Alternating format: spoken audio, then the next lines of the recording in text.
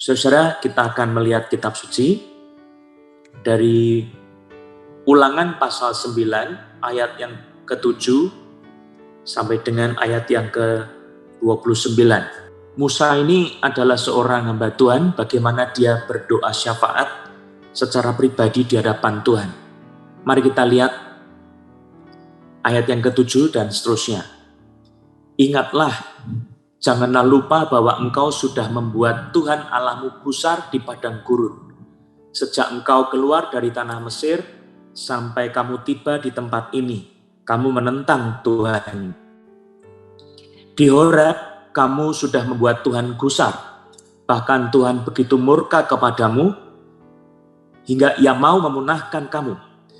Setelah aku mendaki gunung untuk menerima loh-loh batu, loh-loh perjanjian yang diikat Tuhan dengan kamu, maka aku tinggal 40 hari 40 malam lamanya di gunung itu. Roti tidak kumakan dan air tidak kuminum. Tuhan memberikan kepadaku kedua loh batu yang ditulisi jari Allah, di mana ada segala firman yang diucapkan Tuhan kepadamu di gunung itu dari tengah-tengah api pada hari perkumpulan. Sesudah lewat 40 hari 40 malam itu, maka Tuhan memberikan kepadaku kedua loh batu, loh-loh perjanjian itu. Lalu berfirmanlah Tuhan kepadaku, bangunlah, turunlah dengan segera dari sini, sebab bangsamu yang kau bawa keluar dari Mesir telah berlaku busuk. Mereka segera menyimpang dari jalan yang kuperintahkan kepada mereka. Mereka telah membuat patung tuangan.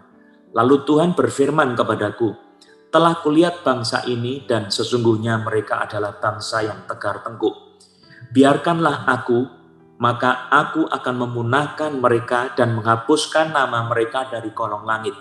Tetapi daripadamu akan kubuat suatu bangsa yang lebih berkuasa dan lebih banyak daripada bangsa ini. Setelah itu berpalinglah aku lalu turun dari gunung yang sedang menyala itu dengan kedua loh perjanjian di kedua tanganku. Lalu aku menyaksikan bahwa sesungguhnya kamu telah berbuat dosa terhadap Tuhan Allahmu. Kamu telah membuat suatu anak lembu tuangan, kamu telah segera menyimpang dari jalan yang diperintahkan Tuhan kepadamu. Maka kupeganglah kuat-kuat kedua loh itu, kulemparkan dari kedua tanganku, kupecahkan di depan matamu. Sesudah itu, aku sujud di hadapan Tuhan 40 hari 40 malam lamanya. Seperti yang pertama kali, roti tidak kumakan dan air tidak kuminum.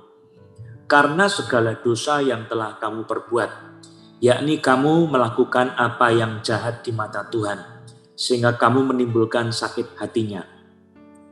Sebab aku gentar karena murka dan kepanasan amarah yang ditimpakan Tuhan kepadamu, sampai ia mau memunahkan kamu, tetapi sekali ini pun Tuhan mendengarkan aku. Juga kepada Harun, Tuhan begitu murka hingga ia mau membinasakannya. Maka pada waktu itu aku berdoa untuk Harun juga. Tetapi hasil berdosa, yakni abu itu, kuambil, kubakar, halus menjadi abu. Lalu abunya kulemparkan ke dalam sungai yang mengalir turun dari gunung. Juga di Tabera, di Masa, dan Kibrot Ta'awa, kamu selalu membuat Tuhan gusar. Dan ketika Tuhan menyuruh kamu pergi dari Kades Barnea dengan berfirman, majulah dan dudukilah negeri yang kuberikan kepadamu itu, maka kamu menentang titah Tuhan Allahmu. Kamu tidak percaya kepadanya dan tidak mendengarkan suaranya. Bahkan kamu menentang Tuhan sejak aku mengenal kamu. Ayat 25, perhatikan di situ. Maka aku sujud di hadapan Tuhan, 40 hari 40 malam lamanya aku sujud. Karena Tuhan telah berfirman akan memunahkan kamu. Dan aku berdoa kepada Tuhan, kataku, ya Tuhan Allah, janganlah musnahkan umat milikmu sendiri, yang kau bawa dengan kebesaranmu, dan yang kau bawa keluar dari Mesir dengan tangan yang kuat. Ingatlah kepada hamba-hambamu, kepada Abraham, Ishak dan Yakub, Janganlah perhatikan ketegaran bangsa ini, ataupun kefasikannya dan dosanya, supaya negeri dari mana engkau membawa kami keluar, jangan berkata, sebab Tuhan tidak dapat membawa mereka masuk ke negeri yang dijanjikannya kepada mereka. Dan sebab bencinya kepada mereka, maka ia membawa mereka keluar untuk membunuh mereka di padang gurun. Bukankah mereka itu umat milikmu sendiri, yang kau bawa keluar dengan kekuatanmu yang besar dan dengan lenganmu yang teracung? Sekian bacaan firman Tuhan. Saudara-saudara, kalau kita baca dari kitab Ulangan pasal 9, ini di sini Musa menceritakan pergumulannya dia dengan Allah yang membawa bangsa Israel. Dan Musa ini adalah seorang pendoa syafaat, bukan di dalam sebuah kapasitas corporate gathering, tapi dia sebagai seorang pendoa syafaat dalam kapasitas sebagai satu pribadi. Dia datang bukan sebagai corporate, tetapi sebagai private. Ya, ini saya garis bawahi. Dan fungsi Musa di sini adalah sebagai pendoa syafaat. Dan Musa waktu dia berdoa syafaat, dia berbicara di dalam hadirat Tuhan sebagai seorang nabi. Maka istilah-istilah yang dipakai di dalam bahasa Ibrani itu spesifik tentang doa syafaat yang memakai jabatan, yaitu palal. Ya, kalau saudara misalnya membaca tentang Harun, ya, di dalam ayat yang ke-20, pasal 6, pasal 9 tadi ya, juga kepada Harun Tuhan begitu murka hingga ia mau membinasakannya, maka pada waktu itu aku berdoa untuk Harun juga. Ini dipakai istilah palal ya. Palal itu adalah satu doa syafaat yang sangat serius dan bersungguh-sungguh, dan di dalamnya itu ada suatu permohonan yang tidak bisa dianggap main-main, tapi satu permohonan yang sangat berat.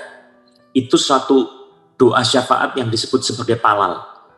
Dan palal ini biasanya adalah orang-orang yang mempunyai jabatan pendoa atau sebagai nabi. Jadi bukan sebagai doa-doa biasa, tetapi sebagai satu doa pribadi yang dinaikkan, karena nabi kan tidak banyak ya. Jadi Musa ini berdoa sebagai satu pribadi kepada Tuhan dengan syafaat melakukan palal ya. Itu ada di dalam ayat yang tadi saya baca ayat yang ke-20. Tapi coba lihat lagi di ayat yang ke-25 dan 26 ya. Coba lihat di sini, palal itu dipakai dalam bentuk luar biasa. Maka aku sujud di hadapan Tuhan 40 hari 40 malam lamanya. Aku sujud karena Tuhan telah berfirman akan memunahkan kamu. Dan aku berdoa, ini palal ya. Aku berdoa palal kepada Tuhan, kataku, ya Tuhan Allah, janganlah musnahkan umat milikmu sendiri. Nah, palal itu saudara-saudara, itu dari bahasa Ibrani yang bisa diartikan yang mengandung suatu doa penilaian, doa pertimbangan, doa keputusan, doa penghakiman. Jadi ini bobot doanya itu penuh dengan argumen. Sebagai seorang yang naik doa di hadapan tahta Allah, tahta kasih karunia, dia membawa suatu kasus masalah yang memang memberati bangsa Israel untuk dibinasakan oleh Tuhan. Maka doa palal itu adalah doa yang menggunakan argumen.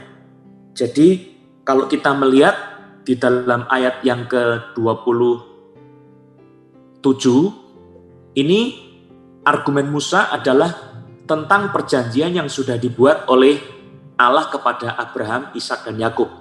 Ya, argumen. Jadi ada argumen doa palal itu. Ingatlah kepada hamba-hambamu, kepada Abraham, Ishak dan Yakub. Janganlah perhatikan ketegaran bangsa ini ataupun kefasikannya dan dosanya. Jadi suruh lihat, Tuhan itu lihat, ingat ini. Kamu pernah berjanji kepada Abraham, kepada Ishak dan Yakub. Jangan lihat kepada bangsa ini, tapi lihat kepada Abraham, Ishak, dan Yakub. Engkau pernah berfirman, berjanji. Engkau pernah membuat janji membakar korban, dan Abraham tidak engkau suruh lewat di tengah-tengah korban yang disembelih itu.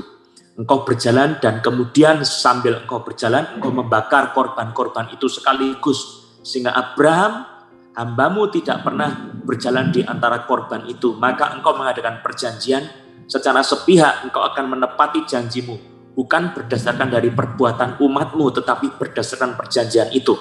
Jadi ini palal, saudara. Saudara juga bisa datang sebagai pendoa-pendoa. Saya percaya di antara kita banyak pendoa-pendoa sebagai tugas, dan saudara sudah merasakan itu sebagai satu panggilan, suatu jabatan. Maka saudara harus berdoa dengan cara palal ini, ya, pakai argumentasi. Lalu yang kedua, argumennya ini, supaya negeri di mana engkau membawa kami keluar, jangan berkata, ayat 28, sebab Tuhan tidak dapat membawa mereka masuk ke negeri yang dijanjikannya kepada mereka, dan sebab bencinya kepada mereka, maka ia membawa mereka keluar untuk membunuh mereka di padang gurun. Jadi nanti bangsa yang ada di tanah Kanaan itu, jangan-jangan nanti bilang Tuhan itu sudah membawa keluar dari Mesir, susah-susah, lalu kemudian memasukkannya ke dalam tanah perjanjian, tidak bisa. Nanti akan jadi olok-olokan Tuhan yang namanya dicemarkan nanti. Jadi ini argumentasi palal. Doa dari satu orang, bukan secara korporat, tetapi ini adalah satu pribadi yang berdoa kepada Tuhan. Dan sangat efisien, sangat efektif sekali. Maka saudara, saya percaya tidak dibutuhkan banyak pendoa, tetapi orang-orang yang memang punya panggilan doa dan hidupnya betul-betul tepat menjalankan tugas doa palal di hadapan Tuhan, itu yang akan merubah bangsa Indonesia. Kita ini tidak harus banyak jumlahnya, tapi Tuhan mendengar pendoa-pendoa syafaat palal seperti ini. Nah, saya akan membahas lebih jauh lagi, ya. Coba lihat ayat 29. Bukankah mereka itu umat milikmu sendiri yang kau bawa keluar dengan kekuatanmu yang besar dan dengan lenganmu yang teracung? Jadi diingatkan, yang mau kau musnahkan itu umatmu sendiri, Tuhan. Jangan musnahkan. Jangan musnahkan. Tolong Tuhan, jangan musnahkan. Ini doa palal. Jadi doa syafaat yang sangat serius, yang sangat berat hati, dan memohonkan syafaat dengan pertimbangan, dengan satu menyodorkan argumen-argumen kepada Tuhan. Itu doa syafaat palal yang dinaikkan di hadapan Tuhan. Nah, saya ingin mengajak kita untuk melihat sebetulnya palal itu lebih dalam lagi, bukan cuma argumen-argumen. Coba saudara perhatikan, ini yang membuat saya terkejut sekali, dan saya berdoa supaya kita menjadi pendoa-pendoa yang seperti ini. Coba lihat ayat yang ke-25. Coba lihat itu ayat 25, tidak ada yang tidak boleh lihat. Ini penting sekali. Maka aku sujud di hadapan Tuhan berapa lama? 40 hari, 40 malam lamanya aku sujud. Saudara pernah enggak melakukan ini? Bisa tahan berapa lama ini kita? Ya. Aku sujud di hadapan Tuhan 40 hari, 40 malam lamanya aku sujud karena Tuhan telah berfirman akan memunahkan kamu. Hati Musa itu sangat sedih karena umat Israel akan dipunahkan. Dan kalau kita membaca di ayat-ayat sebelumnya, dia gentar terhadap Tuhan yang sudah berfirman begitu rupa. Jadi kegentaran dalam hati Musa membuat Musa melakukan doa palal.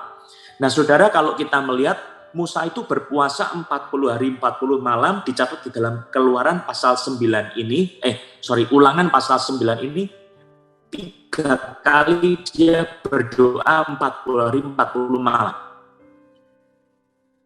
Yang pertama 40 hari 40 malam tidak minum.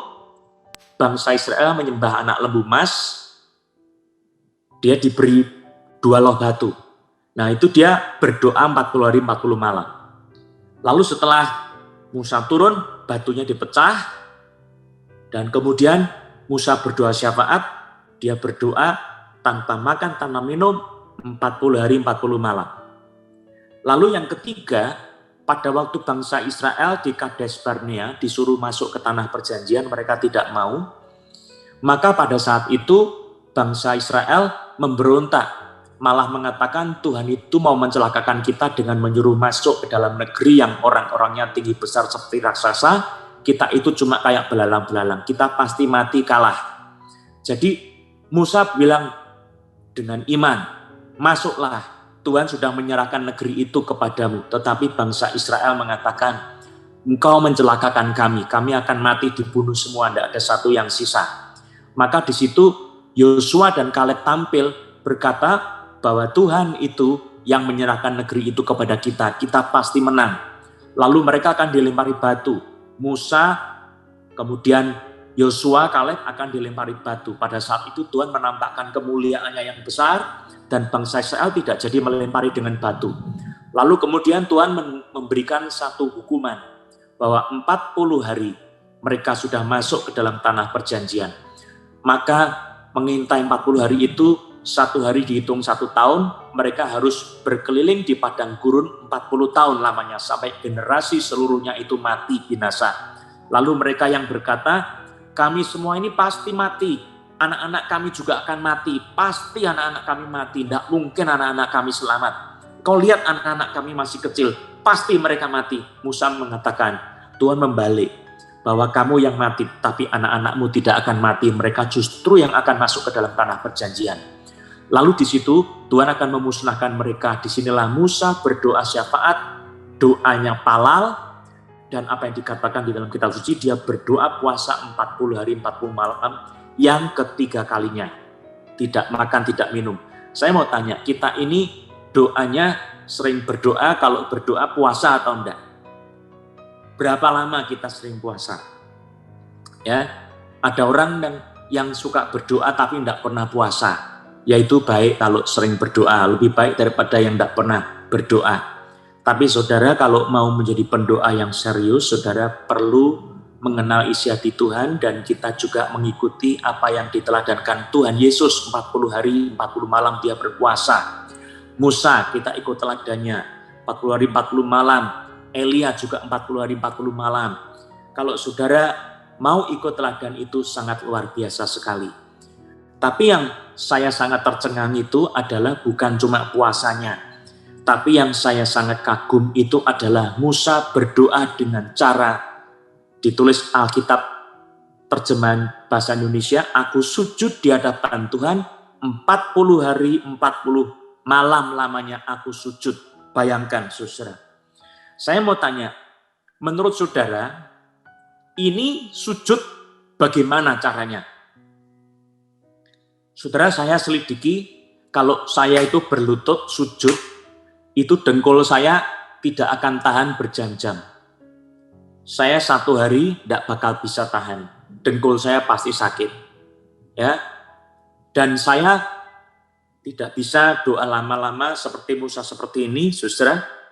Saya selidiki di dalam teks kitab suci, ternyata di dalam bahasa Alkitab itu bukan sujud yang dipakai, istilahnya adalah napal. Napal itu artinya dia rebah seperti terpukul, mati dan membusuk. Jadi doa syafaatnya Musa itu dia adalah orang yang rebah, dan kalau kata nafal itu bisa diartikan dia melihat ke bawah. Jadi mukanya itu di tanah. Saudara, itu nafal. Nafal itu bukan melihat ke atas. Ya, ada satu lagu, ku sembah kau Tuhan, ku mengangkat wajahku, itu bukan nafal. Nafal itu tunduk ke bawah, melihat ke tanah, merendahkan diri, terbaring rebah tidak melawan, tenggelam, jatuh, roboh, hati berat, tertindas, binasa, hancur, mati, busuk. Itu artinya nafal. Berakhir, berhenti, tumbang, jatuh, itu nafal. Nah, saudara, jadi kalau kita lihat Musa ini berdoanya dengan cara dia rebah dan tidak bergerak sama sekali seperti orang mati, membusuk di situ selama 40 hari 40 malam. Saudara bisa bayangkan, itu cara doa nafal. Doanya bukan rame-rame. Kalau rame-rame, saudara, nafal itu tidak seru. Ya, Tapi nafal itu saudara, engkau ada di dalam hadirat Tuhan seorang diri. Dan engkau berdoa dengan wajah di hadapan tanah, tetapi engkau sedang berada di dalam hadirat Tuhan, engkau tidak berani memandang wajah Tuhan sama sekali. Engkau merendahkan diri seperti sudah dipukul kalah, tidak bisa apa-apa, engkau berhenti dari segala usaha, engkau cuma minta belas kasihan Tuhan, dan engkau menyerah total seperti orang mati membusuk di hadapan hadirat Tuhan. Itu nafal. Saudara, bukan orang banyak yang menghasilkan gerakan perubahan-perubahan hati Tuhan, tetapi seorang Musa melakukan doa syafaat nafal pribadi. Dan ini yang membuat hati saya bersyukur karena kita itu bukan soal mayoritas, tapi hanya di hadapan Tuhan. Itu yang dicari sama Tuhan. Yang berikut saya coba merenungkan, kalau 40 hari saudara ngomong apa? Saudara tahu enggak, Musa itu ngomongnya berapa kalimat? Sedikit kalimatnya. Jadi selama dia nafal, dia itu enggak ngomong apa-apa. Dia berdiam diri berjam-jam, berhari-hari di hadapan Tuhan. Itu nafal. Saya lihat banyak sekali pendoa-pendoa sekarang banyak berkata-kata, tapi tidak berdiam diri di hadapan Tuhan. Nafal itu sesuatu yang susah sekali, saudara-saudara. Bayangkan ya, saudara belajar baca buku berapa lama paling lama? Saudara telepon berapa lama paling lama?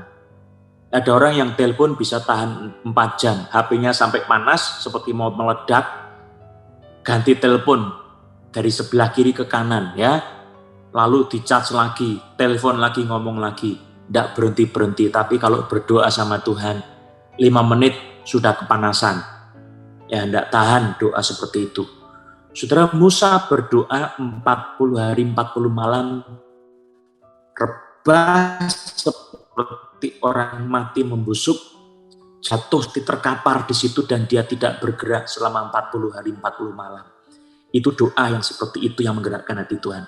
Jadi intinya itu sebetulnya bukan banyaknya kata-kata, tapi hati yang hancur, hati yang remuk, yang patah.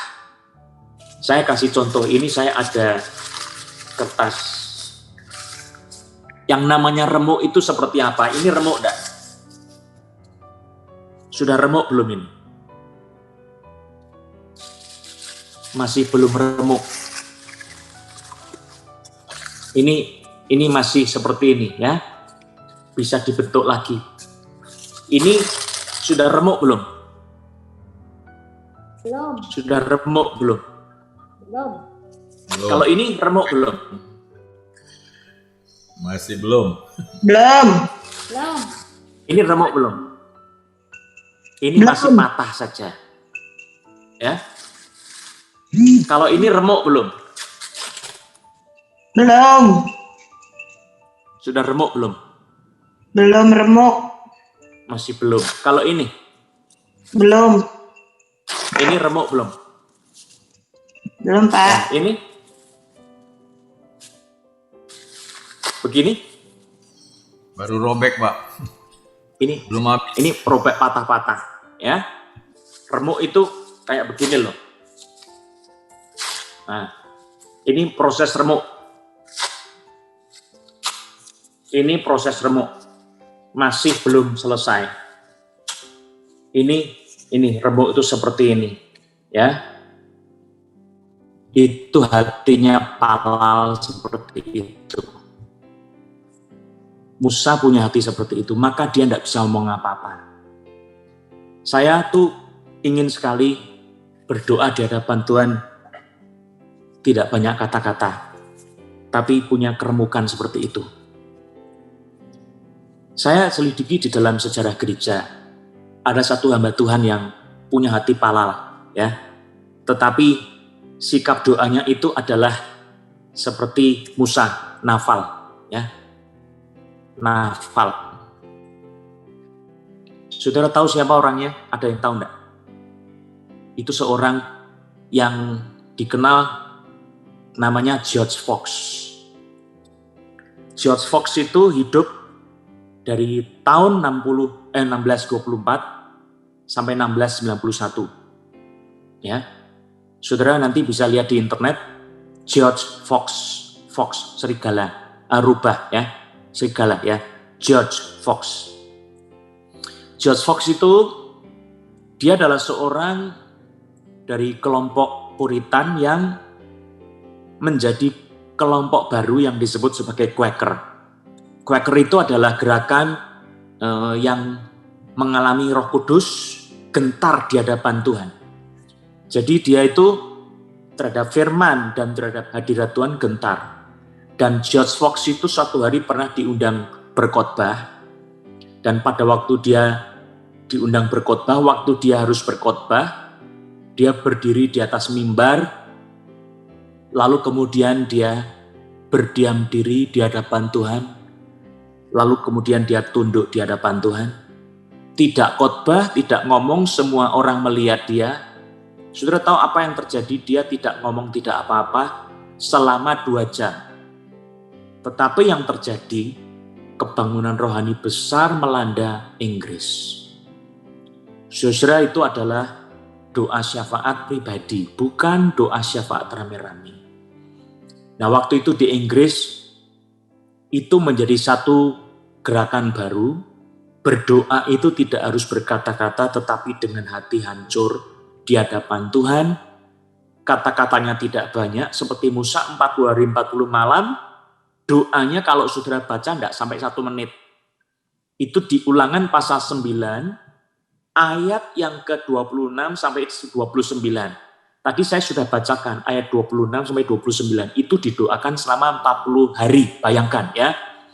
Jadi lebih banyak berdiam diri di hadapan Tuhan daripada ngomong sama Tuhan. Itu doa pribadi. Saudara, saya ingin mengajak kita berhati-hati dalam berkata-kata, jangan banyak ngomong dalam berdoa, tetapi coba saudara ikuti pola seperti George Fox. Seperti doanya Musa. Yang dikatakan di dalam Alkitab, 40 hari 40 malam lamanya aku sujud. Bahasa aslinya sebetulnya bukan sujud, terjemahnya nafal, itu adalah rebah seperti orang terpukul, mati membusuk. Ya, saudara, itu tidak bergerak sama sekali. Saya ingat emak saya punya oma, itu orang Pentakosta. Kalau berdoa itu selalu nangis, tidak pernah tidak nangis. Hampir setiap kali saya lihat dia berdoa itu, saya tidak betah, karena dia kalau berdoa itu bisa berjam-jam. Doanya itu dulu kan pakai jarik ya, pakai jarik, lalu bajunya baju kebaya. Dia kalau berdoa itu di atas ranjang, terus sikapnya berdoa kaki dilipat, itu berjam-jam, bisa 2 jam, bisa 3 jam. Saya dari goyang-goyang badan, bangunin dia tidak bangun-bangun, sampai saya ketiduran sendiri. Tahu-tahu saya bangun Pak, sudah berbaring ranjang. Mak saya itu kalau berdoa tapi sikap yang ditusukkan di dalam kayu dan dia tidak bergerak sama sekali. Itu adalah sikap yang saudara dan saya harus ikuti. Berdoa itu dari posisi kita punya perendahan diri, harus kita ikuti ya. Saya mau ajak kita berdoa, sikap kita itu diperhatikan. Saya lihat ada pendoa-pendoa syafaat itu kurang ajar sama Tuhan. Kalau berdoa kakinya jegang. Jadi dilipat di atas, dia jegang sambil longkang-longkang kakinya goyang-goyang begitu. Ya saudara, sikap seperti itu bukan doa yang benar. Saya lihat kalau anak muda seperti itu kakinya saya tarik. Ya, saya bilang nggak berdoa kaki jangan naik ke atas gitu, turun kakinya.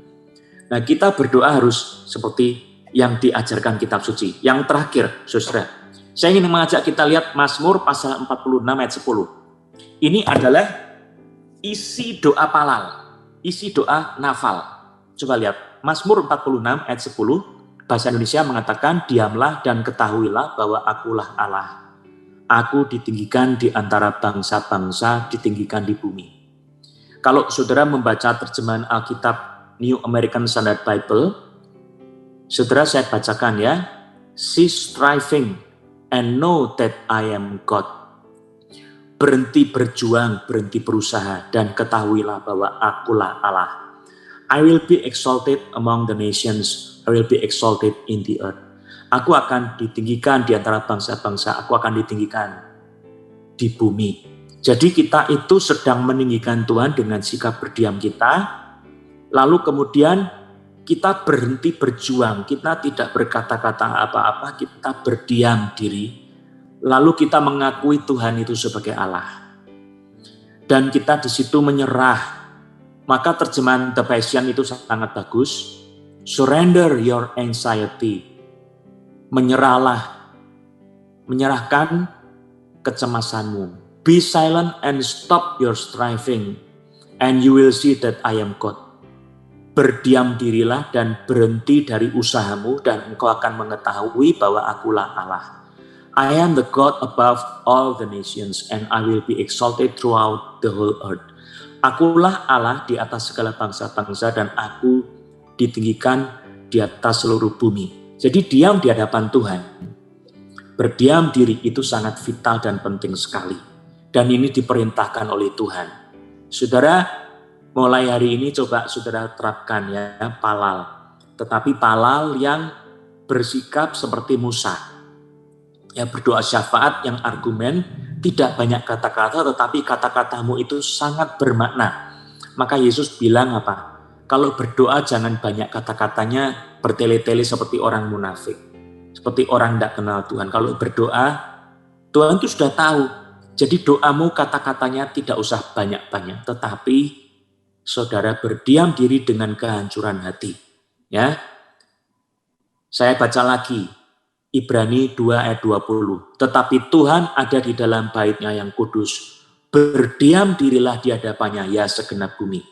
Saudara ingat ini berdiam diri, doa seperti itu diperintahkan oleh Alkitab. Saya lagi baca, Sefanya 1 ayat 7. Berdiam dirilah di hadapan Tuhan Allah. Sebab hari Tuhan sudah dekat. Sungguh Tuhan telah menyediakan perjamuan korban dan telah menguduskan para undangannya.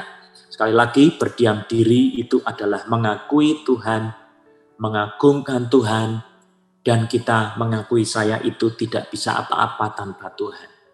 Kiranya Tuhan memberkati firman-Nya. Mari kita berdoa. Tuhan, terima kasih untuk firman-Mu. Ampuni kami sekali lagi, kami sering berdoa salah. Kami tidak punya sikap hati berdoa yang benar. Kami sering keliru dalam bersyafaat, sehingga karena kami kira banyak kata-kata doa kami didengar.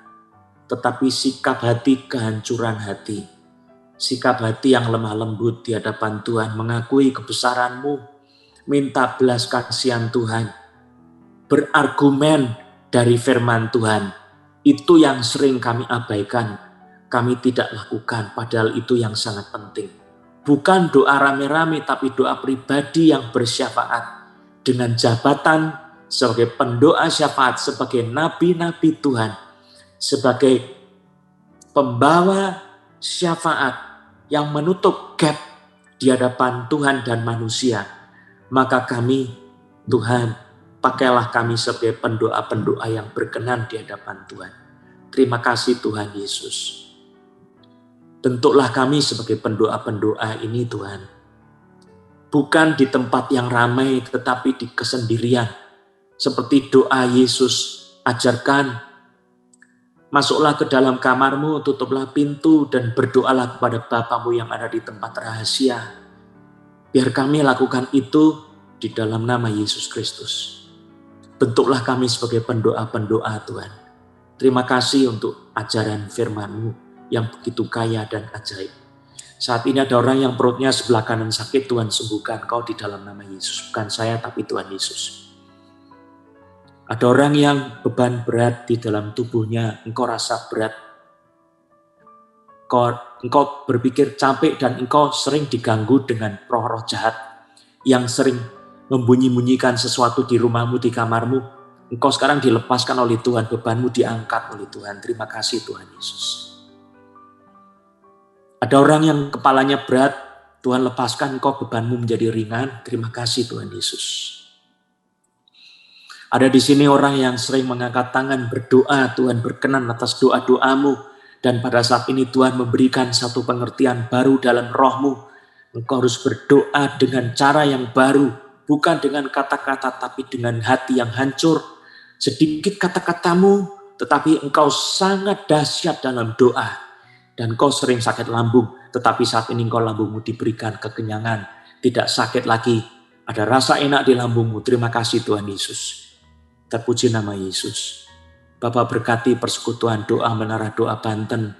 Di dalam nama Yesus berkati para pemimpin Aras Nasional yang sering berdoa bersama-sama demi nama Yesus.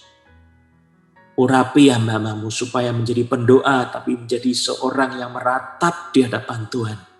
Seperti tadi Yeremia, peratap-peratap pria maupun wanita di dalam nama Yesus. Yang berdiam diri meratap hati hancur tetapi mengakui kebesaran Tuhan, mengakui keagungan Tuhan dan berserah penuh. Minta perubahan terjadi. Tuhan nyatakan tangan kuasa-Mu kepada kami semua. Berkati kami semua, urapi kami semua di dalam nama Yesus Kristus.